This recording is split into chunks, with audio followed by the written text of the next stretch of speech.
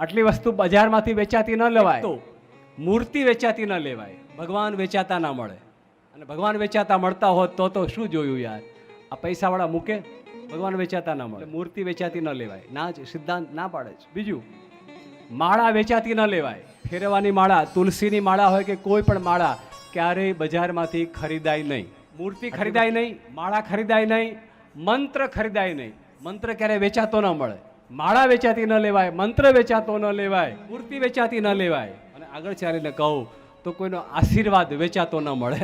આશીર્વાદ વેચાતો ન લેવાય. ઘણા તો પગે લાગે તો આપણને કે બાપજી આશીર્વાદ આપો, તો એમ મળે. માતા પિતાને પગે લાગે, છોકરોને કે મમ્મી આશીર્વાદ આપો, એમ મળે. એમ ન મળે મૂર્ખા.